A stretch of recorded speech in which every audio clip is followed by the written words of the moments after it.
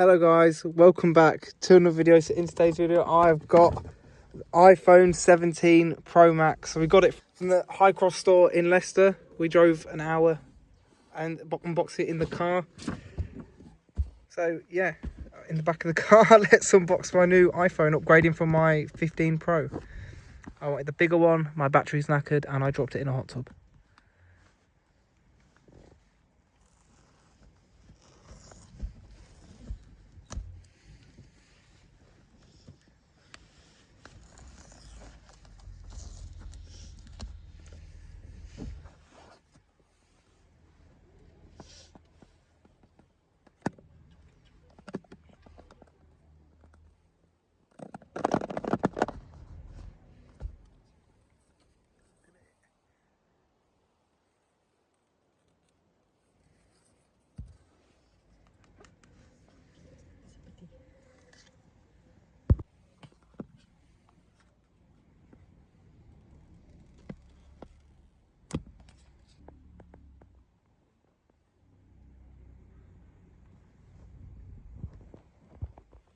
And I've got the charger, which I probably won't use, and the instructions don't give you anything anymore, do they? On Monday to Friday, 8 a.m. to 7. So it's been exactly a week today since I got this iPhone 17 Pro Max, and I've got to say I've been really enjoying it. So obviously I don't expect this video to get that many views. I'm a bit late. It came out in September, we're now in January. I did debate getting it when it came out, but I put myself off, and a big reason I put myself off was I wasn't sure which phone I wanted. So see, I come from the 15 Pro, which is not the Max. It's a smaller one, but it's got the Pro features, which is good for your 120 hertz stuff, like always on display and stuff like that. Because of all the upgrades they've made to the base model iPhone 17, I was thinking, oh, well, maybe I'll just get the regular 17. Back when I used to be on Android, I had the big size phones. I liked the size of this phone when I got it, or whatever, but I do quite like the big sizes. So I really wasn't sure, because I was like, well, if I'm going to get a new phone, I obviously want to like it. So I was worried if I got the regular 17 a bit later on, I'd be unhappy that I didn't go with the Pro Max. But the regular Pro was out of the question for me. If Apple still did the Plus models, I probably would have actually bought that. Because, you know, the iPhone 17, it has all you need, really. But I wanted the big size. I thought, I'm going to buy a brand new iPhone, going to keep it for a few years. It may as well be one that I really like. And the fact that I've just said all this about the Pro may confuse you why I had the 15 Pro. So I got this second hand, someone offered it to me, it was broken, I fixed it, and I wanted to use it. And I didn't mind the size. I still don't. I could use, a lot of people have like, well, I either have the small one or the big one. I could use either. I didn't mind this. I like the size on this. And the big reason I like the Pro Max is the battery on these phones is so good.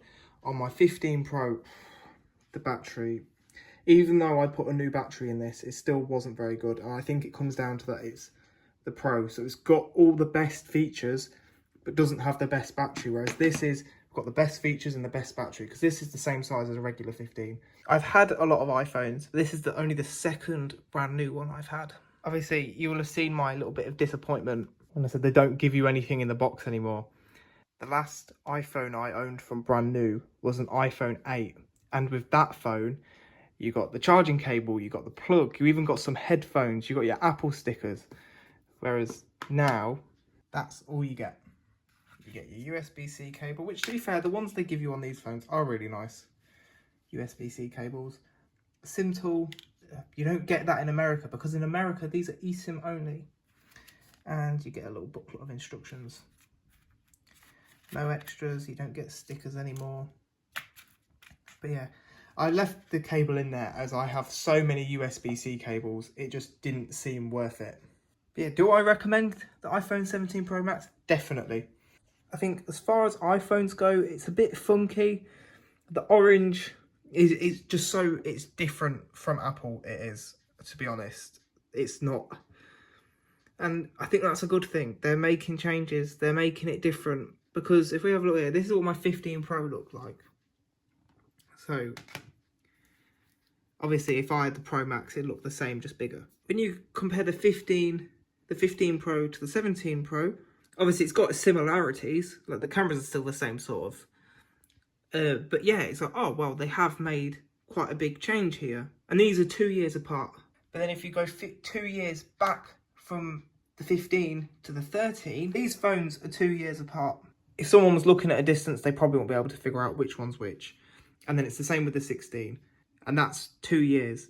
Even if you went back to the 12, that looks really similar. And so does the 11 Pro Max. The only real difference is the cameras get bigger every year. That's the only real difference here, is the size of the camera lenses. And then you compare that to this one, and it does look quite different. Now, don't get me wrong, was this a worthy upgrade? Probably not.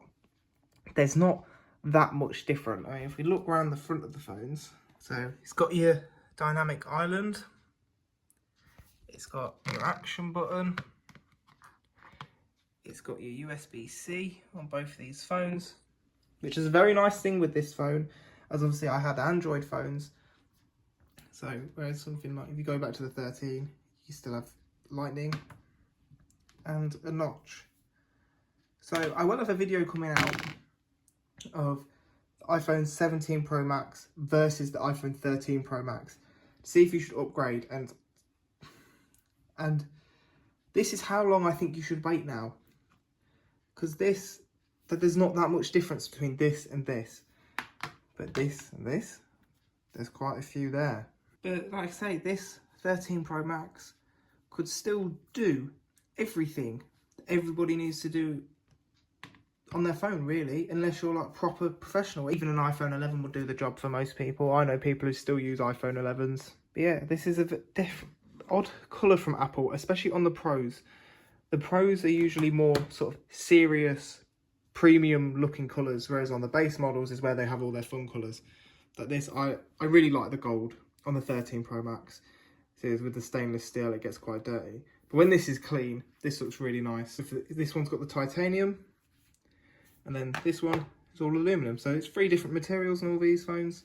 Obviously, I was talking about, was this a worthy upgrade?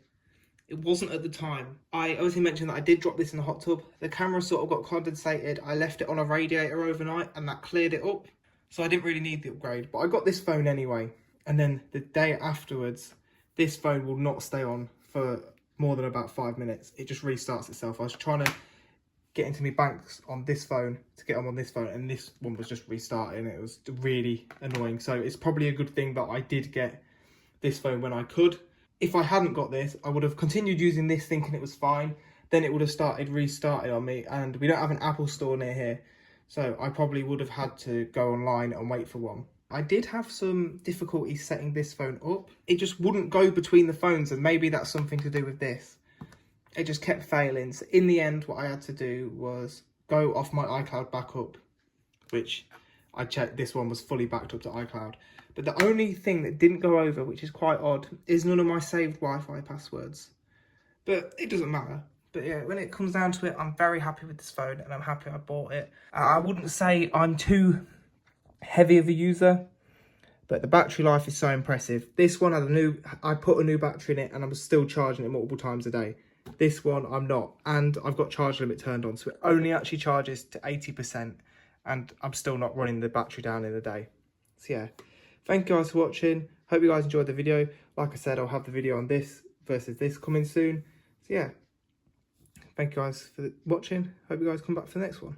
Bye.